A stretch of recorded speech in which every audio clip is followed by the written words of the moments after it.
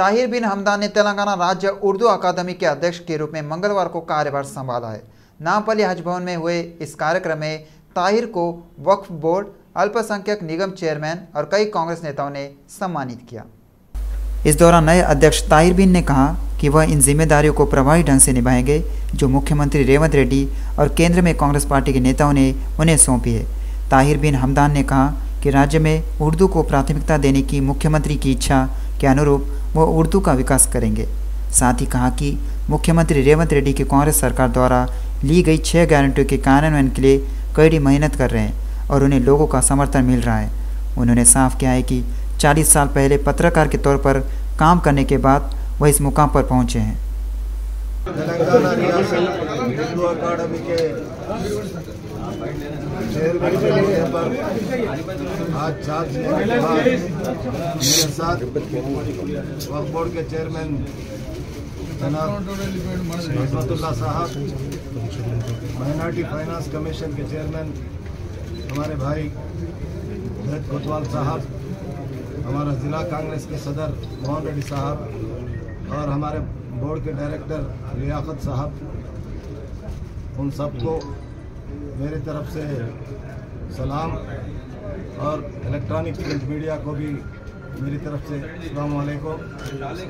सबसे पहले मुझे आज ये चेयरमैन का चार्ज लेने के बाद हमारे रियासत के चीफ मिनिस्टर जो डायनामिक पर्सन, खुसूसन उर्दू की भलाई के लिए, उर्दू बोलने वालों के लिए, उर्दू सुनने वालों के लिए आज जो मुझे ये मौका दिए, मैं रेवंत रेड्डी साहब का सबसे पहले शुक्रिया अदा करते हुए उनकी सारी कैबिनेट, डिप्टी चीफ मिनिस्टर साहब को भी शुक्रिया अदा करता हूँ। साथ ही साथ हमारे ज़िले के जनाब सुदर्शन रेड्डी साहब, एमएलए भोदन और शबीर भाई।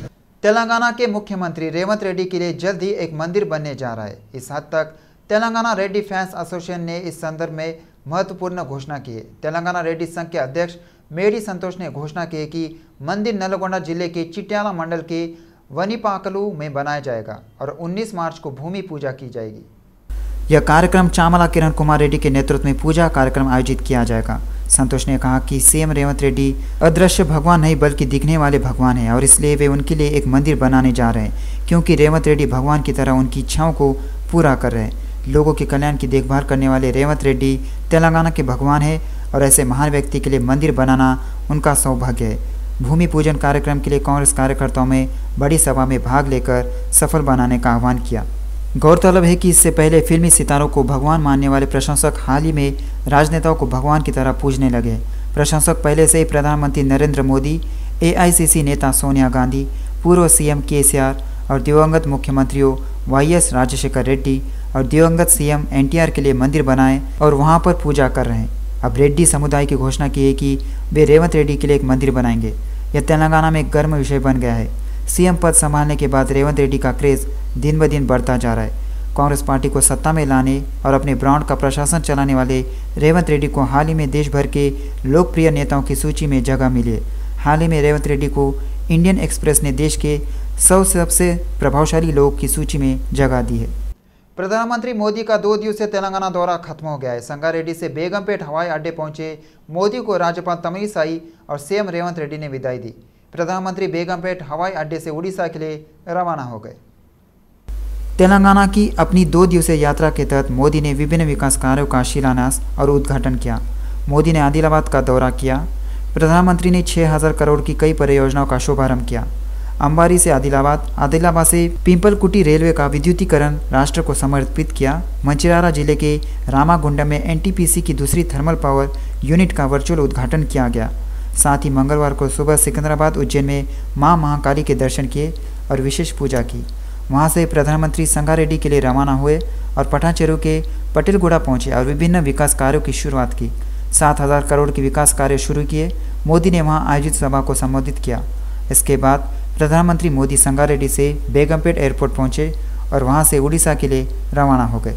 तेलंगाना में लंबित परियोजनाओं को लेकर मंत्री कोमटिरेड्डी वेंकट रेड्डी ने प्रधानमंत्री से की अपील। क्षेत्रीय रिंग रोड संगारेड्डी तुप्रान चोटुपुले के उत्तरी भाग को राष्ट्रीय राजमार्ग 161 AA के रूप में पहचानने के लिए इससे विकासशील भारत 2047 योजना के तहत पहचानने का अनुरोध किया। मंत्री कोमटी रेड्डी ने वर्तमान यातायात आवश्यकताओं के अनुसार NH 65 पर मलकापुर से विजयवाड़ा तक 44 किलोमीटर की सड़क को 6 लेन में बदलने का अनुरोध किया है। राज्य में 1767 किलोमीटर लंबाई वाले 16 राज्य राजमार्ग को राष्ट्रीय राजमार्ग में तब्दील करने को कहा गया है। प्रधानमंत्री ने 62 किलोमीटर लंबे हैदराबाद से श्रीशैलम 765 सड़क को राष्ट्रीय राजमार्ग में बदलने के लिए संबंधित विभाग को भेजी गई DPR के बारे में बताया। मंत्री कोमटी रेड्डी ने एक बार फिर मोदी से काजीपेट में रेल कोच फैक्ट्री स्थापित करने का अनुरोध किया। केंद्रीय मंत्री किशन रेड्डी ने कहा कि तेलंगाना को केंद्र से पूरी मदद मिलेगी। संगारेड्डी में बीजेपी की विजय संकल्प सभा में शामिल हुए। किशन रेड्डी ने कहा कि केंद्र ने राज्य में 10 लाख करोड़ से विकास कार्य किए हैं। उन्होंने कहा कि भाजपा के आने के 10 वर्षों में राज्य में राष्ट्रीय राजमार्गों में 2 गुना वृद्धि हुई है। BSP की प्रदेश पार्टी ने आगामी संसदीय चुनाव में BRS पार्टी के साथ मिलकर लड़ने का फैसला किया है। इस हद तक निर्णय BRS प्रमुख KCR और बसपा के प्रदेश अध्यक्ष RS प्रवीण कुमार के साथ नंदीनगर हाउस पर पार्टी प्रतिनिधियों के एक समूह के साथ हुई चर्चा के दौरान लिया गया। आगामी संसदीय चुनाव लड़ने के लिए BRS और BSP के बीच गठबंधन हुआ है। जल्द ही लोकसभा चुनाव होंगे। इस संदर्भ में दोनों दलों के अध्यक्षों ने घोषणा की कि गठबंधन को लेकर सैद्धांतिक फैसला लिया गया है। इस संबंध में प्रक्रियाओं को जल्द ही अंतिम रूप दिया जाएगा। BSP तेलंगाना अध्यक्ष RS प्रवीण कुमार BRS प्रमुख KCR के नंदीनगर स्थित आवास पर मिलने पहुंचे। दोनों के बीच लोकसभा चुनाव और गठबंधन पर चर्चा हुई। दोनों पार्टियों के अध्यक्षों ने गठबंधन के साथ आगे बढ़ने का फैसला किया। अगर BRS और BSP का गठबंधन आगे बढ़ता है तो तेलंगाना में लोकसभा चुनाव में त्रिकोणीय मुकाबला होने की संभावना है। कांग्रेस, BJP और BRS BSP के बीच कड़ी टक्कर हो सकती है। KCR ने कहा कि बसपा के साथ सम्मानजनक गठबंधन होगा। कहा गया है कि जल्द ही इसकी रूपरेखा घोषित की जाएंगी। BRS MLC कविता पूर्व विधायक जाजुला सुरेंद्र ने टिप्पारम तांडा के हरियाला वेंकटराम गांधारी मंडल के परिवार के सदस्यों से मुलाकात की, जिनकी बोधन BC छात्रावास में मौत हो गई थी। इस मौके पर MLC कविता ने परिजनों को ढांढस बंधाया और भरोसा दिलाया कि वे उनके साथ खड़े रहेंगे। MLC कविता ने वेंकट के परिजनों को आर्थिक सहायता दी। MLC कविता ने कहा कि सरकारी छात्रावासों में ऐसी घटनाओं को पुनरावृत्ति रोकने के उपाय किए जाने चाहिए। इसके अलावा MLC कविता ने सरकार से पीड़ित परिवार में से एक को नौकरी देने और वित्तीय सहायता प्रदान करने की मांग की है। TPCC उपाध्यक्ष शोभा रानी ने कहा कि BRS की दुकान बंद हो गई है। अब BRS का सत्ता में आना एक सपना है। BRS नेता कह रहे हैं कि अगर वे CM रेवंत रेड्डी की आलोचना करेंगे तो वे खबरों में आ जाएंगे। BRS नेता सत्ता पक्ष और विपक्ष के बीच अंतर जाने बिना बात कर रहे हैं। किसी भी प्रधानमंत्री को राज्यों के लिए बड़ी भूमिका निभानी चाहिए। शोभा रानी ने खुलासा किया है कि KCR और BRS नेताओं को बचाने के लिए काम कर रहे हैं। उन्होंने चेतावनी दी कि अगर उन्होंने CM की आलोचना की तो उन्हें दंडित किया जाएगा। उन्होंने आलोचना करते हुए कहा कि बेरोजगार युवाओं को नौकरी मिलने से BRS पार्टी के नेताओं को पेट में दर्द हो रहा है। BRS नेता श्रवण कुमार ने कहा कि CM रेवंत रेड्डी के इस दावे में कोई सच्चाई नहीं है कि उन्होंने 33,000 नौकरियां दी है। श्रवण कुमार ने कहा कि कांग्रेस पार्टी झूठ बोलकर सत्ता में आई है। उन्होंने आलोचना करते हुए कहा कि वे झूठ बोलकर लोगों को धोखा देने की कोशिश कर रहे हैं। इसमें कोई सच्चाई नहीं है कि कांग्रेस सरकार ने 33,000 नौकरियां दी है। प्रधानमंत्री मोदी ने मेडचल जिले के घटकेसर से लिंगमपल्ली तक नवस्थापित MMTS ट्रेन का वर्चुअल शुभारंभ किया। मेडचल विधायक मल्ला रेड्डी, MLC AVN रेड्डी और रेलवे प्रबंधक B कुमार ने ट्रेन को हरी झंडी दिखाई। कई दिनों से इंतजार कर रही MMTC ट्रेन के आने से कर्मचारी व व्यवसायी उत्साहित है। विधायक मल्ला रेड्डी ने खुशी व्यक्त की कि 2 MMTS ट्रेनें सनत नगर और लिंगमपल्ली स्टेशनों के माध्यम से घटकेसर के बीच सेवाएं प्रदान कर रही है। इस कार्यक्रम में घटकेसर नगर अध्यक्ष Murali Pavani Jangaiah Yadav, Ghatkesar MPP Enugu Sudarshan Reddy, BRS party नगर अध्यक्ष भंडारी श्रीनिवास गौड़, पार्षद, MPTC और स्थानीय लोगों ने बड़े पैमाने पर हिस्सा लिया।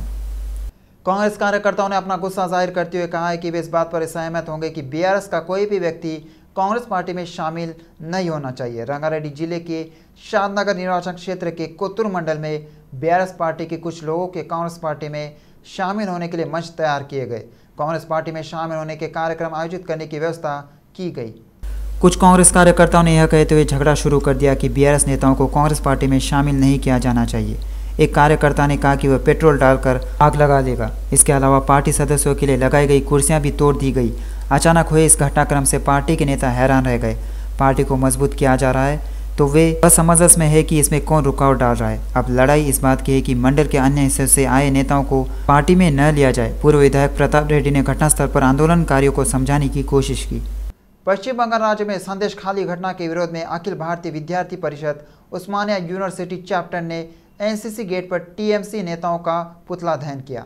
एबीवीपी नेताओं की मांग है कि संदेश खाली घटना के जिम्मेदार आरोपियों को फांसी दी जाए। पश्चिम बंगाल राज्य में सत्तारूढ़ दल के नेता शाहजहां शेख और उनके अनुयायियों ने कहा कि अपमानजनक है कि मारूमूल आदिवासी क्षेत्र संदेश खाली के लोग सत्ता को समर्थन के रूप में उपयोग कर रहे हैं। यह शर्म की बात है कि महिलाओं को उनकी ही पार्टी के कार्यालय में यौन उत्पीड़न और हत्याओं का शिकार होना पड़ता है। जिस राज्य ने आदिवासी जनजाति की जमीन हड़प ली और लोगों पर अत्याचार किया, उस राज्य की मुख्यमंत्री ममता बनर्जी ने कहा कि यह दुखद है कि उन्होंने इस घटना पर कोई प्रतिक्रिया नहीं दी। उन्होंने तत्काल मांग की कि संदेश वैकेंसी कांड के आरोपियों को कड़ी से कड़ी सजा दी जाए। तेलंगाना के कैदियों के परिजनों ने राज्यपाल से 231 अच्छे व्यवहार वाले कैदियों के रिहाई का फाइल को मंजूरी देने की अपील की है। काजीपेट रंगनाथ ने कहा है कि केवल वो फाइल लंबित है जिसके बारे में सरकार का कहना है कि कुछ वर्षों के बाद इसे जारी कर दिया जाएगा। उन्होंने मानवीय दृष्टिकोण से फाइल को मंजूरी देने की अपील की है। काजीपेट रंगनाथ ने कहा कि सरकार ने 4 फरवरी को कैबिनेट से मंजूरी दे दी है। फाइल 10 फरवरी को प्राप्त हुई। उन्होंने 231 आजीवन कैदियों के परिवारों से उनका समर्थन करने को कहा। उन्होंने तेलंगाना के राज्यपाल तमिलिसाई से जल्द कदम उठाने और मामले को दोषमुक्त करने की अपील की। तेलंगाना के आजीवन कैदियों के परिवार विभिन्न समस्याओं से पीड़ित थे और उन्होंने राज्यपाल से मानवीय दृष्टिकोण से इनका समाधान करने की अपील की है। प्रजाभवन में प्रजावाणी कार्यक्रम के लिए डीएससी 2008 के अभ्यर्थी बड़ी संख्या में एकत्र हुए हैं। हमें कोर्ट के फैसले के मुताबिक नौकरी चाहिए, हमें न्याय चाहिए। इसके साथ ही डीएससी अभ्यर्थी प्रजाभवन में बैठ गए। डीसी 2008 में चयनित और बीएड से प्रभावित अभ्यर्थियों ने प्रजाभवन पर भारी विरोध प्रदर्शन किया। विभिन्न जिलों से 500 से 600 अभ्यर्थी अपना विरोध कार्यक्रम लेकर आए हैं और प्रजाभवन के सामने बैठकर विरोध प्रदर्शन किया है। वे कांग्रेस सरकार से मांग कर रहे हैं कि हाई कोर्ट के आदेश को तुरंत लागू किया जाए और हमें हमारी नौकरियां दी जाए। रामचंद्रपुरम मंडल अध्यक्ष ईश्वर सिंह ने कहा है कि गृह ज्योति योजना गरीबों के लिए वरदान बन गई है। ईश्वर सिंह ने कांग्रेस पार्टी की 6 गारंटी के तहत गृह ज्योति योजना के तहत 200 यूनिट तक मुफ्त बिजली शून्य बिल प्रदान की है। पटानचेरू विधानसभा क्षेत्र के 112वें डिवीजन आरसी पुरम के अध्यक्ष ईश्वर सिंह ने स्थानीय महिलाओं को 200 यूनिट तक मुफ्त बिजली बिल सौंपा। महिलाओं ने खुशी व्यक्त करते हुए कहा कि वे जीरो बिल पाकर बहुत खुश है और वे महिलाओं को मुफ्त यात्रा की सुविधा देकर बहुत खुश है। यहाँ तक कि बस यात्रा में मुख्यमंत्री रेवंत रेड्डी को धन्यवाद। ईश्वर सिंह ने कहा कि सभी महिलाएं अपनी खुशी व्यक्त कर रहे हैं कि इसके लिए अपने प्रिय मुख्यमंत्री रेवंत रेड्डी को धन्यवाद देती हैं। ईश्वर सिंह ने कहा है कि आगामी संसदीय चुनाव में कांग्रेस पार्टी भारी बहुमत से जीतेगी। रामचंद्रपुरम मंडल अध्यक्ष ईश्वर सिंह, नायक हबीब इस कार्यक्रम में नरेश मुदिराज और अन्य नेता मौजूद थे। कड़ी सुरक्षा के बीच मेडारम महायात्रा हुंडी की गिनती 6ठे दिन भी जारी रही है।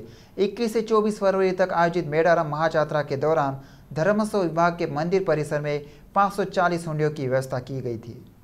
अधिकारियों ने 29 फरवरी को हनुमाकोंडा में टीटीडी कल्याण मंडपम में हुंडी की गिनती शुरू की। अधिकारियों ने बताया कि भक्तों द्वारा हुंडियों में भेंट की गई भेंट से अब तक 11,25,70,000 की आय हुई है। अधिकारियों ने बताया कि गिनती अभी 2 दिन तक जारी रहेगी। कांग्रेस पार्टी के शीर्ष नेता राहुल गांधी द्वारा शुरू की गई भारत जोड़ो न्याय यात्रा के प्रति एकजुटता दिखाते हुए सिकंदराबाद संसदीय सीट से उम्मीदवार वेणुगोपाल स्वामी ने हैदराबाद में रैली की। यह यात्रा चिक्कटपल्ली से बशीरबाग के कनक दुर्गा माता मंदिर तक निकाली गई।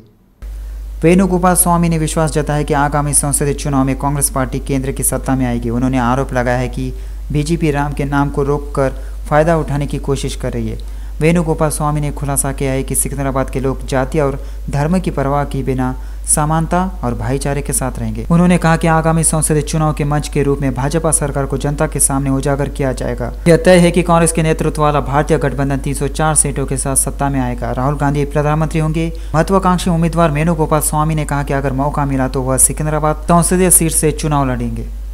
बोराबांडा थाना क्षेत्र में गांजा के नशे में अज्ञात लोगों द्वारा युवकों पर हमला किए जाने की घटना से हड़कंप मच गया है। एसवी वाइंस में अज्ञात लोगों ने गांजे के नशे में 3 युवकों पर हमला कर दिया। हमले में युवक गंभीर रूप से घायल हो गया और स्थानीय लोगों ने उन्हें इलाज के लिए अस्पताल पहुंचाया। घटना की सूचना मिलते ही पुलिस मौके पर पहुंची और सीसीटीवी फुटेज के आधार पर आरोपियों की पहचान शुरू कर दी है। स्थानीय लोगों का आरोप है कि बोराबांडा इलाके में मुख्य सड़क पर एसवी वाहन की मौजूदगी से यातायात की समस्या भी पैदा हो रही है। इसी तरह दुकान के पास भी अक्सर झगड़े होते रहते हैं। लगातार हो रही चोरियों से स्थानीय लोगों में आक्रोश है। अधिकारियों से अनुरोध है कि इस पर तुरंत कार्रवाई करें।